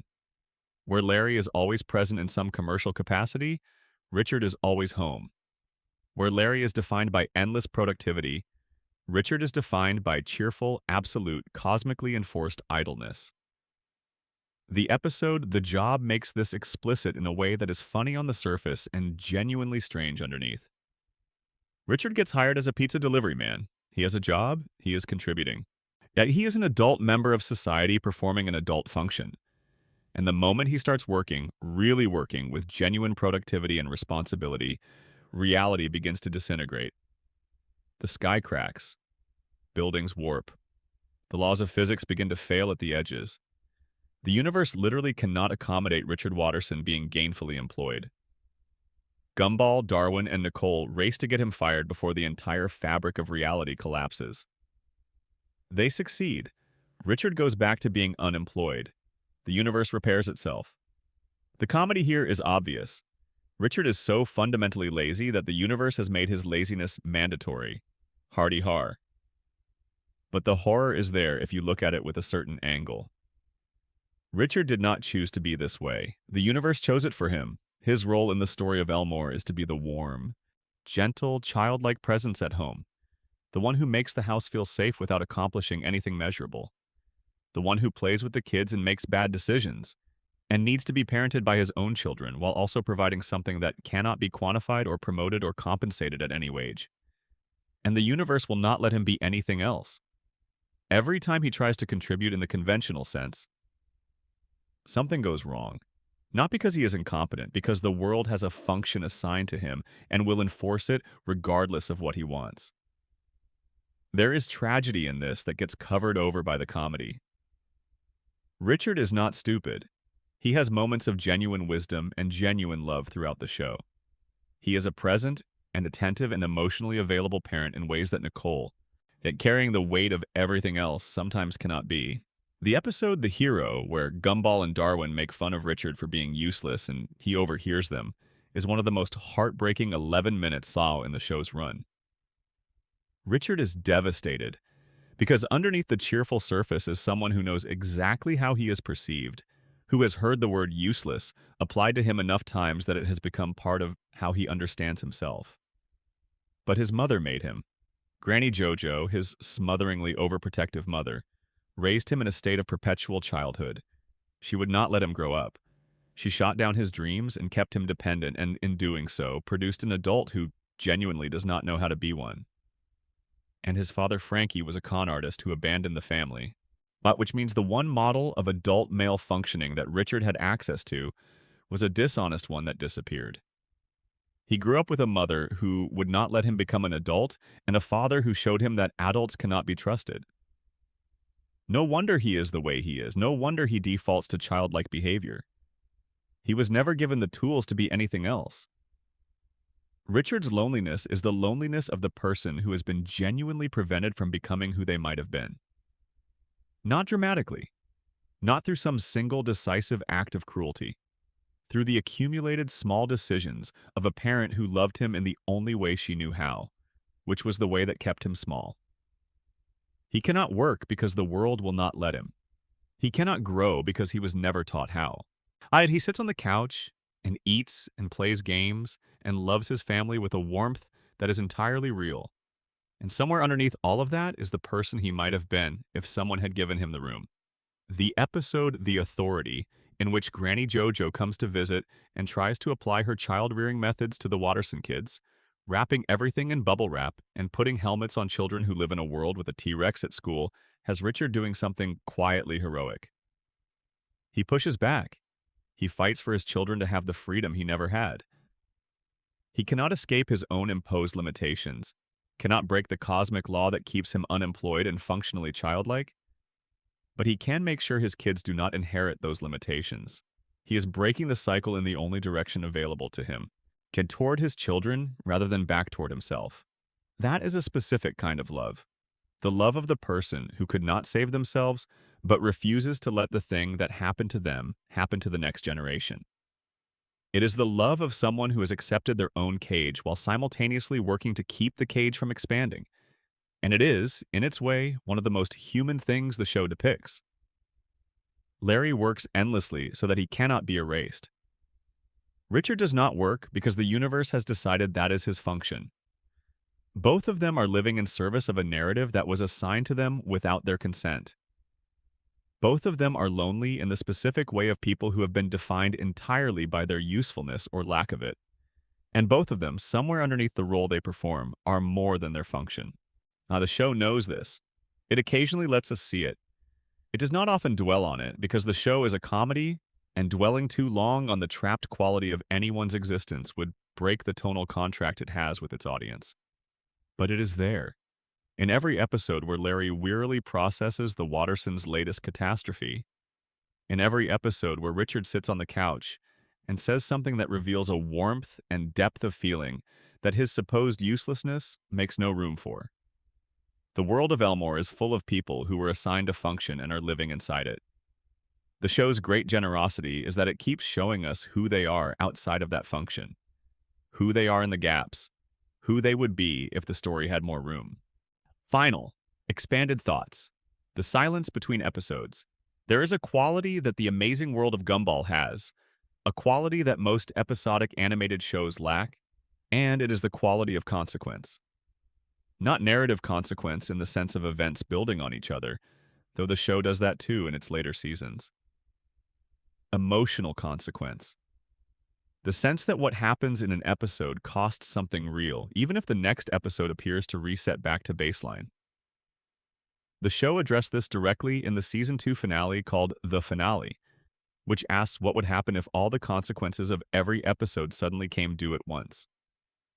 Every piece of property damage, every injury, every social catastrophe the Watsons have caused, every time they have been reckless at the community's expense, on all of it materializes as a stack of lawsuits so tall it threatens to collapse the family entirely. Larry is there, itemizing decades of mistreatment. The school is there. Every citizen of Elmore with a grievance shows up to present it. The episode is saying something uncomfortable about the structure it exists within. The episodic reset, the narrative convention that allows television comedies to return to baseline after each adventure, is not a neutral mechanism. It is an instrument of forgetting. It allows the characters to be reckless and chaotic and destructive without accumulating responsibility. It allows them to do damage without being accountable for the damage. And it allows the audience to laugh at that damage without feeling complicit in it. The finale calls this out directly, and then, at the end of the episode, it suggests that the only solution is to reset anyway, to wipe the slate, to forget again. Because that is how the world of Elmore works.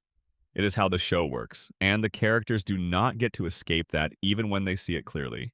This connects to loneliness in a specific way. The reset is the show's metaphor for the thing that prevents accumulation of intimacy, the way that, in certain kinds of relationships and certain kinds of social environments, every interaction starts from scratch. Nothing you said last time is remembered. No understanding reached in a previous conversation is carried forward. The people around you are cheerful and present and immediately forgotten, and you are too. And the result is a kind of warmth without depth, connection without history. The characters who can see the reset, Rob most obviously, and to a lesser extent, Gumball and Banana Barbara, experience a specific torment. They can see the mechanism that prevents genuine accumulation.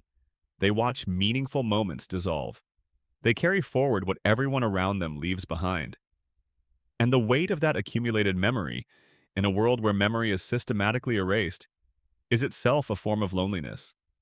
The loneliness of being the one who remembers, the one who knows what was there before the slate was wiped.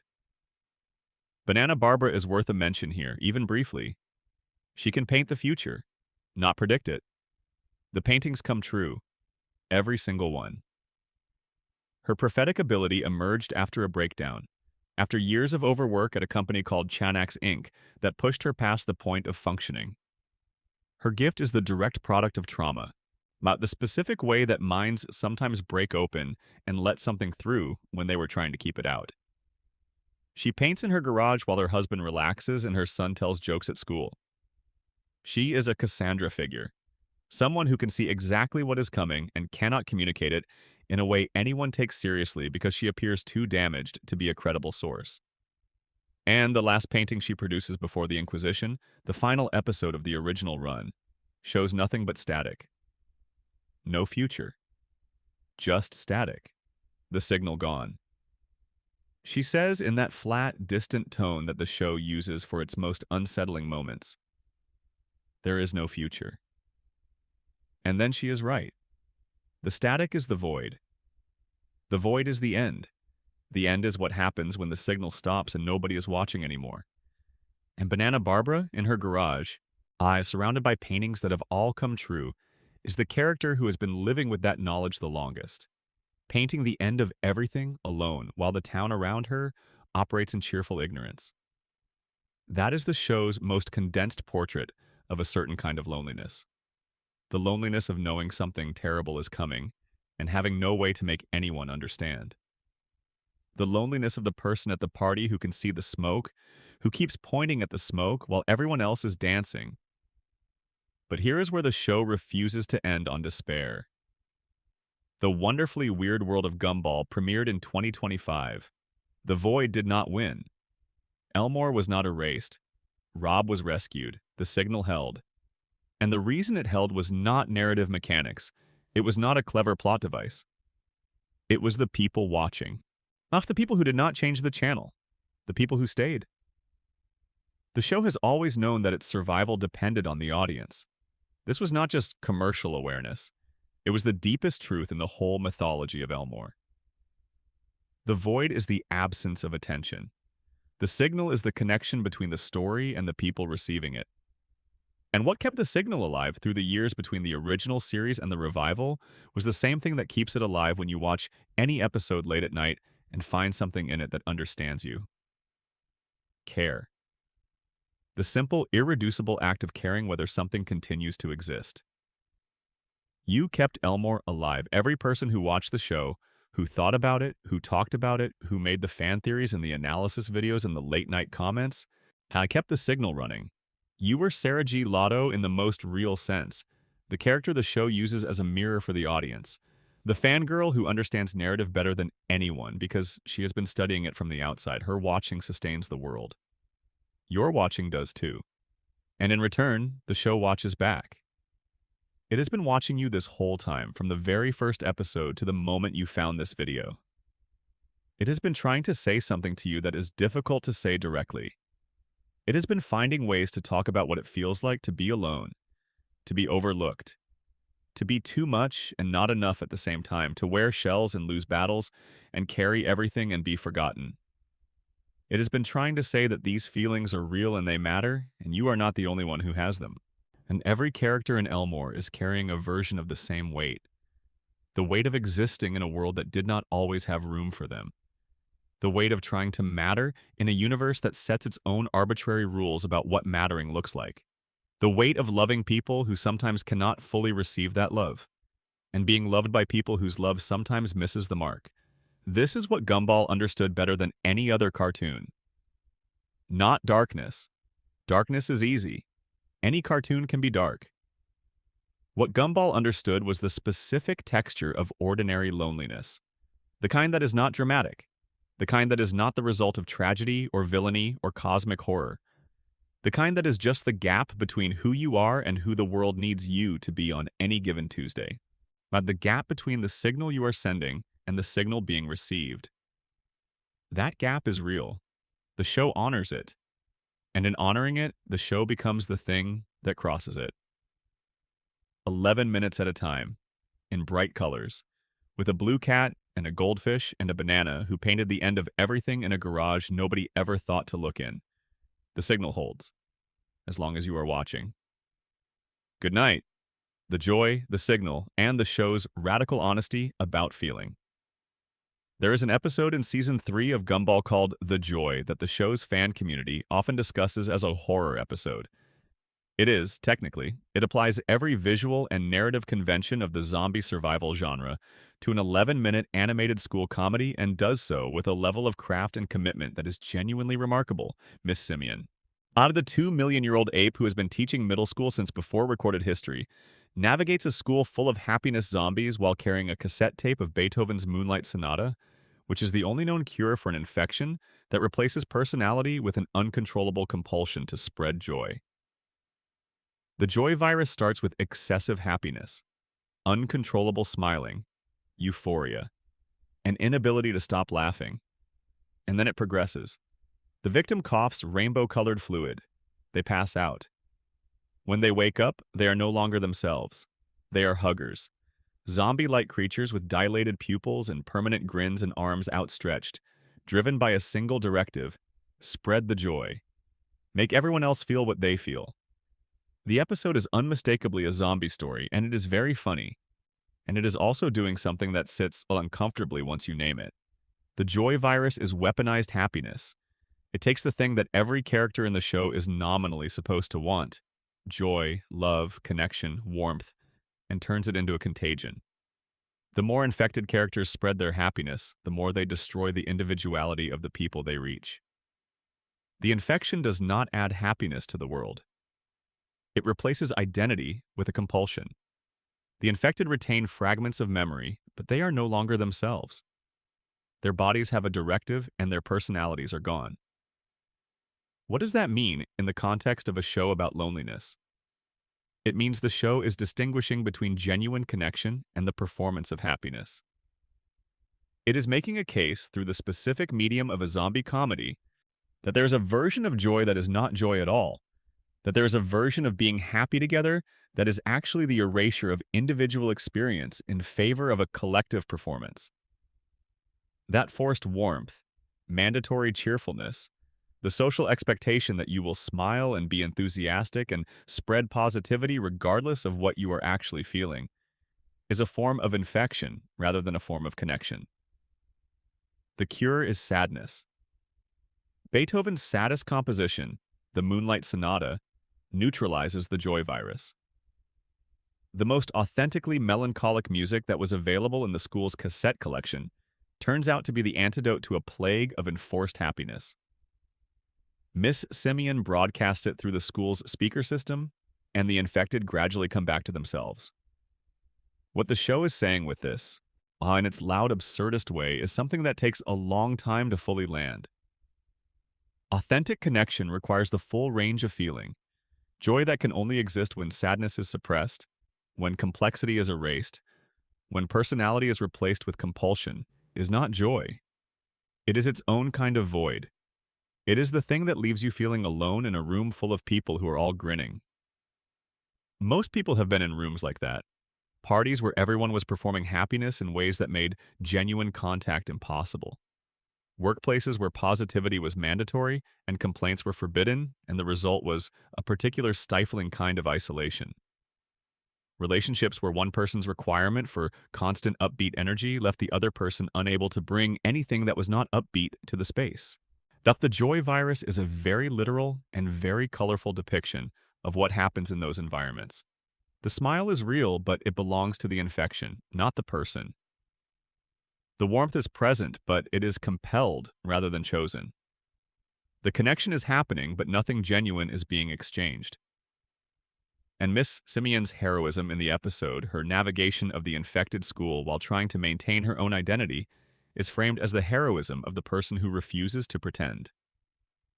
She has to fake it for a while, outstretched arms and strained grimace to move through the crowd without being noticed. But her goal is to restore the conditions under which real feeling, real response, real individuality can exist. Even if real feeling, for many of the characters in the school, is primarily frustration and boredom and the specific irritation of a Monday morning. The show ends the episode without a conventional resolution. Miss Simeon gets infected. The Moonlight Sonata does not save her. The episode cuts to a pre-recorded clip of Principal Brown doing something silly, and then it ends. The joy wins. The show never resolves the episode. In subsequent episodes, no reference is made to it. The Elmore that appears in the next episode is apparently fine, apparently back to baseline, with no one remembering or addressing the fact that the entire school population was turned into happiness zombies. This non-resolution is itself a statement. Some things that happen do not get resolved. Some infections run their course and leave no visible scar even when they cost something. Now, the show cannot fully fix what it has depicted. The joy virus won. And the next episode has Darwin trying to return a rental DVD. That is how the world works. Trauma and absurdity and ordinary life, running in parallel, sometimes overlapping, never quite synchronized. The Joy is the show at its most explicitly philosophical about the subject it keeps returning to throughout its run. Authentic feeling is what makes connection possible. Loneliness is not the absence of other people. Loneliness is the absence of authentic exchange. You can be in a room full of people and feel completely alone if everyone in the room is performing rather than being. You can be infected by the joy virus and technically be experiencing happiness, and technically be surrounded by others experiencing the same thing, and still be completely alone because nothing real is being transmitted. The cure, the specific and beautiful cure that the show offers, is Beethoven, is music that was made from grief, is the acknowledgement that sadness is not the enemy of connection, but one of its necessary ingredients. The Moonlight Sonata is not the saddest piece of music ever written, but it is the piece of music in this episode that carries the memory of genuine human feeling, including the feelings that are not comfortable to have. And it is that authenticity, that willingness to carry the full spectrum rather than just the approved end of it, that breaks through the compulsion and restores the individual. Every person who has ever sat in a car at night listening to music that matched an exact emotional frequency they were feeling, every person who has felt less alone for having found the piece of art that understood them in the specific language of what they were actually experiencing, will understand why the Moonlight Sonata is the cure. It is the cure because it is honest. It is honest in the way that joy-infected happiness is not. It does not require you to feel anything in particular. It simply brings what it has and offers it. That is the thing the show does at its best. It brings what it has. It does not require you to be happy or hopeful or resolved. It meets you where you are, which is why it works at 2 in the morning, in the dark, when you cannot sleep and the world feels too large for the room you are in. So the Amazing World of Gumball works at 2 in the morning because it was made by people who understood what 2 in the morning feels like. Who knew what it felt like to carry something that did not have a name? To need company that did not require you to explain yourself? To want someone to sit with you in the specific quality of nighttime feeling without trying to fix it? The show is that company. Imperfect, chaotic, visually incoherent, philosophically ambitious, sometimes too smart for its own good, and sometimes exactly as smart as it needs to be. A blue cat and a goldfish, and a collection of characters who were all, in their own ways, designed for something else and ended up here. And here is exactly where they needed to be. Here is where they belong. The signal is still holding. Elmore is still out there. And if you are still awake, that means you found it. That means the connection is real. A note on the show's return and what it means. The Wonderfully Weird World of Gumball premiered in July 2025, 6 years after the Inquisition ended the original run on that unresolved, static-filled cliffhanger. It continued the story. It answered some questions that 6 years of fan theory and speculation had accumulated around. It brought back Rob, brought back the Shady Man, continued the Carrie and Darwin relationship, and introduced new characters shaped by the same mismatched media aesthetic that made the original show look like nothing else on television. The revival also addressed something that the original series did not have time for: the gap itself. The show acknowledges in the first episode of the revival series that Gumball and Darwin have been asleep for 7 years, that the world around them changed while they were frozen, that they are waking up into a Elmore that has accumulated history in their absence. This is not a neutral creative choice. This is the show acknowledging the gap between itself and its audience. The people who are watching Gumball in 2019 are not the same people they were then. 6 years of real life happened. The world changed in ways that were not small. The show comes back knowing this, naming the gap, trying to find the characters it left, and reintroduce them to the people who are waiting. That act of return is itself about loneliness and connection. The signal was interrupted. The characters were gone. And when they came back, they had to reckon with the fact that both they and the people who loved them had been changed by the time that passed. That the return is not a reset. That you cannot simply pick up where you left off. That connection, after absence, requires acknowledgement of the absence itself. The revival has been well received by the fans who stayed. It maintained the visual inventiveness and the philosophical ambition and the genuine emotional warmth of the original. It also introduced modern themes, artificial intelligence, social media dependency, the specific texture of contemporary loneliness into the Elmore universe. Because the world changed, and the show is honest enough to change with it. But what the revival demonstrates most clearly is the thesis of the original run. The show existed because people cared. As the void did not consume Elmore because the audience did not let it. The signal held because viewers kept receiving it, talking about it, thinking about it, making the videos and the fan wikis and the theories and the discussions that kept the characters alive in the 6-year gap between broadcast episodes. The void is the absence of attention. The signal is connection. And the connection was never broken, even when the broadcast was. That is the show's final statement, about loneliness. You can be alone and still be in contact. You can be isolated and still be part of something. You can be in the dark at 2 in the morning, completely by yourself, and still be receiving a signal from something that understands you and was made for you and has been there this whole time. The Amazing World of Gumball was made by a man who spent years having his creations rejected. He gave those creations a home, and he named that home after his family. And then he spent 8 years making that home into one of the most ambitious and emotionally honest children's animated series ever produced, hidden inside a show about a blue cat going to middle school. He understood loneliness from the inside. The specific loneliness of making something that nobody wants. The specific relief of having it finally, improbably, find its audience. The specific terror of a signal that might go dark. The specific gratitude of a signal that holds. Thank you for watching. Thank you for being part of the signal, and good night.